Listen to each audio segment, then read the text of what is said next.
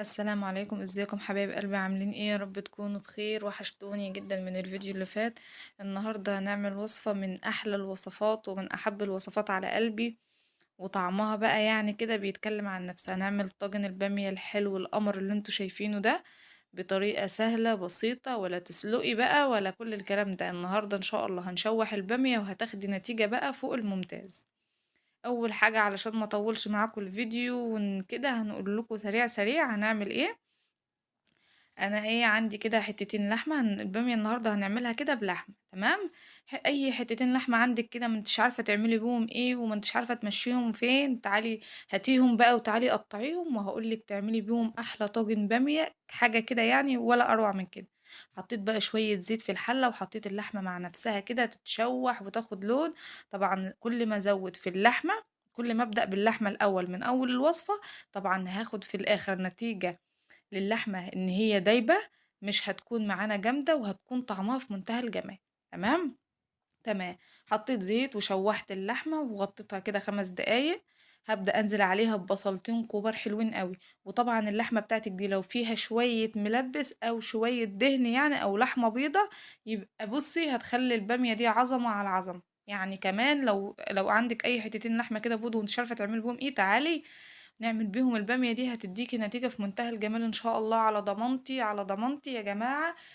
ما تسلقيش البامية، تعالي كده نشوحها ونشوف النتيجة هتبقى عاملة ازاي.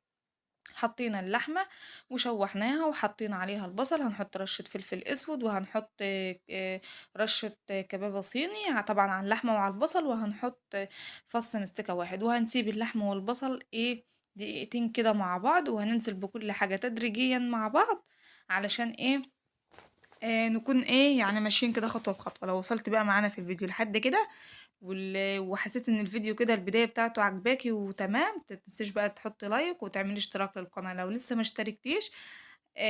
ونفعل زر الجرس على كلمة الكل عشان يوصلك ان شاء الله مني اشعار بكل حاجة جديدة انا بنزلها. تمام.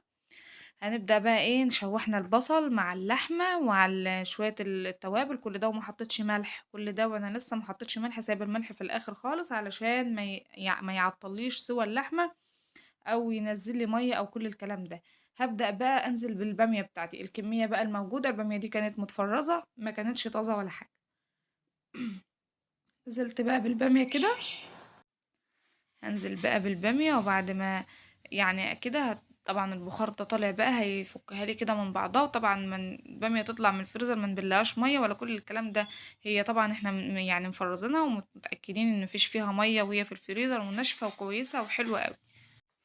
هبدأ بقى ان انا اقلبها كده كويس مع باقي المكونات بتاعتي. يبقى انا نزلت باللحمة الاول على طول وراها بالبصل ووراها بالبامية. البامية مش مسلوقة ولا حاجة، البامية متشوحة مع الخضار. هنحط معلقة توم حلوة كده كبيرة. طبعا دي مبدئيا كده غير الطشة اللي احنا هنعملها. واللي انا حطيته ده قرن فلفل حامي حر، يعني علشان انا بحب البامية حارة. ابدا ابدا يعني البامية ما بحبهاش ان هي تكون مش حارة كده، لما بتكون حارة وفيها حتة لحمة بتكون اصلا طعمها حلو. وطبعا انا عاملاها ومقطعة اللحمة مكعبات صغيرة علشان يعني هناكل بيها عيش مش رز. تمام. هبدأ بقى احط كده كمون كزبرة ملح وشط، بهارات عادية خالص التقليدية الموجودة في اي بيت. وطبعا رشة الفلفل الاسود احنا حطيناها للحم. تمام. هبدأ بقى اقلب البهارات مع البامية. الريحة بقى في الوقت ده في منتهى الجمال، يعني بجد بجد طبعا. وكل دي مراحل للحمة في التسوية. يعني في الاخر هتاخدي حتة لحمة زي ما احنا شفناها كده في اول الفيديو دايبة وطعمها في منتهى الجمال. وانا افضل ان تكون اللحمة فيها شوية ملبس او تكون بيضة يعني، بيضة كمان بيكون طعمها حلو حلو كمان عن الحمرا بكتير. هبدأ بقى كده احط شوية طماطم حلوين قوي كده علشان ايه. طبعا انا ما يعني هحط كده الطماطم وهسيبها تتسبك مرة واحدة علشان اكمل باقي الخطوات بتاعتي فيها. بعد ما اتسبكت بقى واستوت وحسيتها كده تمام يعني وناقص لها حاجة بسيطة، هجيب الطاجن بتاعي بقى وابدأ انزل بالبامية كده كلها في الطاجن، وهعمل لها يعمل لها الطشة بقى. وابدأ احطها في الفرن، تاخد لون كده وتاخد ريحة كده من الفرن تطلع بقى في منتهى الجمال. هحط بقى كل البامية بتاعتي اللي في الحلة، ما تسيبيش اي حاجة بجد. البامية دي بقى انا ما اصلا يعني وطيت عليها بقى الحاجة، كل ما بتستوي على نار هادية كل ما بتاخد نتيجة والطعم في منتهى الجمال.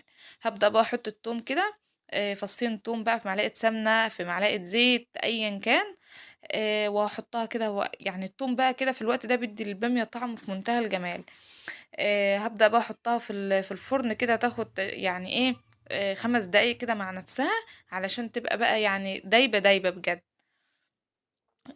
غطّيت بقى كده التوم علشان ينزّل روايحه برضه يعني في الطاجن من تحت، ويكون كل حاجة كده متطعّمة بريحة التوم المتحمّر ده.